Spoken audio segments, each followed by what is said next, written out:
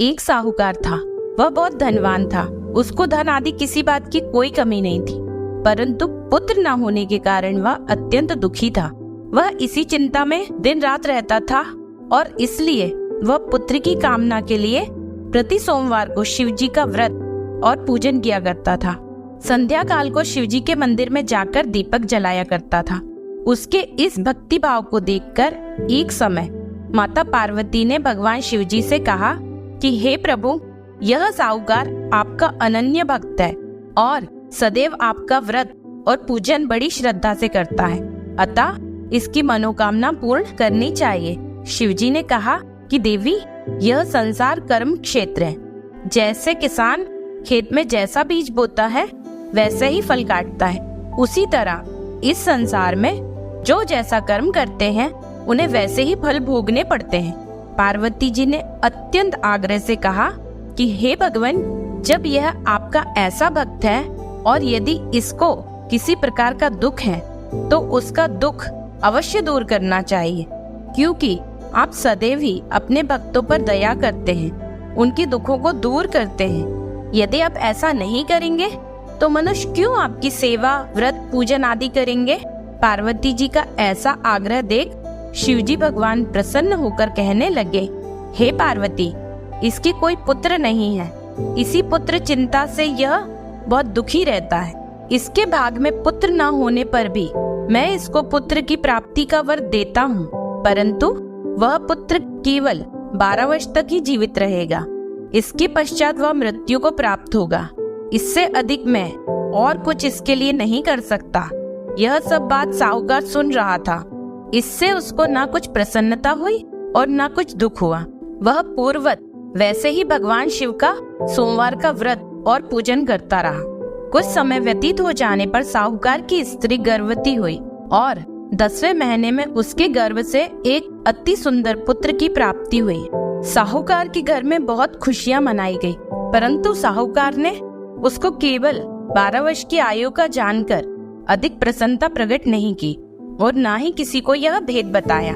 जब वह 11 वर्ष का हो गया तो उस बालक की माता ने उसके पिता से उसके विवाह आदि के लिए कहा, परंतु वह साहूकार कहने लगा, मैं अभी इसका विवाह नहीं करूंगा और काशी जी पढ़ने के लिए भेजूंगा। फिर उस साहूकार ने अपने साले अर्थात बालक के मामा को बुलवाया। उसको बहुत सा धन देकर कहा, तुम इस बालक को काशी जी पढ़ने के लिए ले जाओ और रास्ते में जिस जगह भी जाओ वहाँ यज्ञ करते, दान देते तथा ब्राह्मणों को भोजन कराते जाओ। इस प्रकार वह दोनों मामा भांजे सब जगह यज्ञ करते और ब्राह्मणों को भोजन कराते जा रहे थे। रास्ते में उनको एक शहर पड़ा। उस शहर के राजा की कन्या का विवाह था। दूसरे राजा का लड़का जो विवाह के लिए बारात लेकर आया था वह एक आंख से काना था। लड़के के पिता को इस बात की बड़ी चिंता थी कि कहीं वर को देख कन्या के माता पिता विवाह में किसी प्रकार की अड़चन न पैदा कर दे। इस कारण जब उसने अति सुंदर सेठ के लड़के को देखा तो मन में विचार किया कि क्यों न दरवाजे के समय इस लड़के से वर का काम ले लिया जाए। ऐसा विचार कर राजा ने उस लड़के और उसके मामा से कहा तो वह राजी हो गए और साहूकार के लड़के को स्नान आदि करा के वर के कपड़े पहना तथा घोड़ी पर चढ़ाकर दरवाजे पर ले गए। बड़ी शांति से सब कार्य हो गए। अब वर के पिता ने सोचा यदि विवाह कार्य भी इसी लड़के से करा दिया जाए तो क्या बुराई है।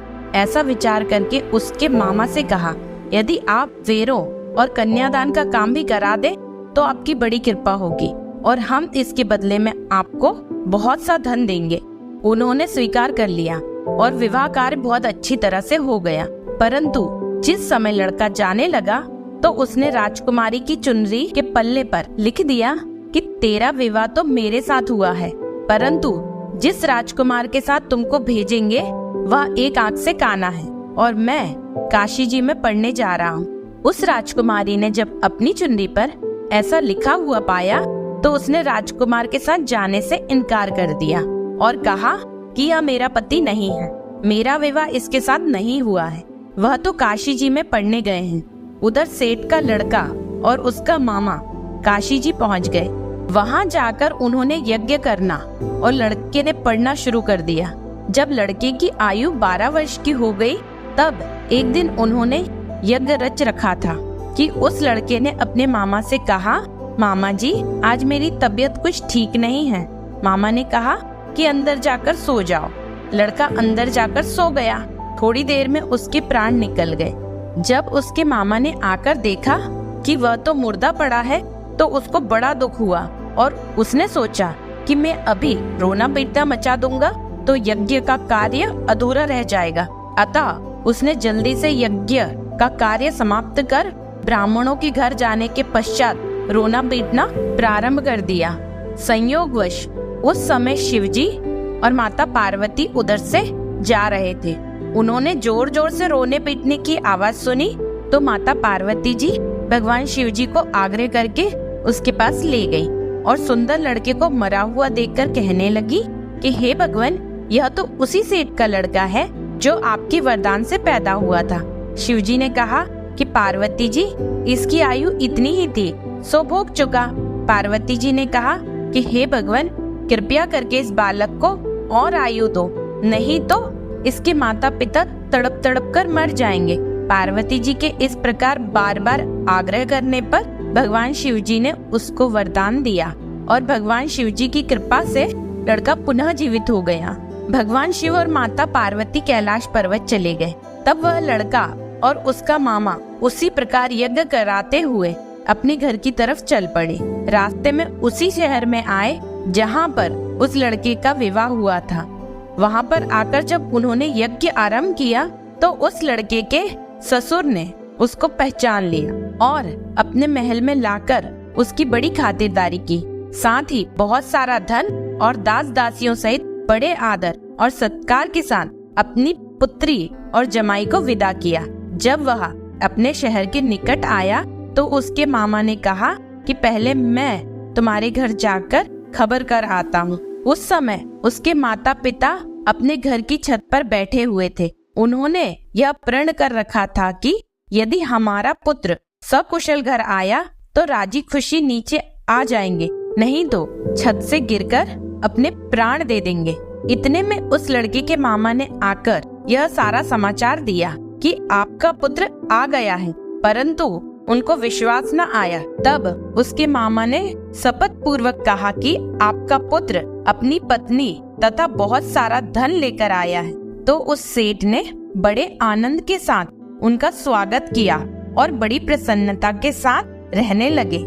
इसी प्रकार जो कोई भी सोमवार का व्रत धारण करता है अथवा इस कथा को पढ़ता है या सुनता है, उसके दुख दूर होकर उसकी समस्त मनोकामनाएं पूर्ण होती हैं। इससे व्यक्ति इस लोक में नाना प्रकार के सुख भोग कर अंत में सदाशिव के लोक की प्राप्ति होती है। उमा शंकर भगवान की जय।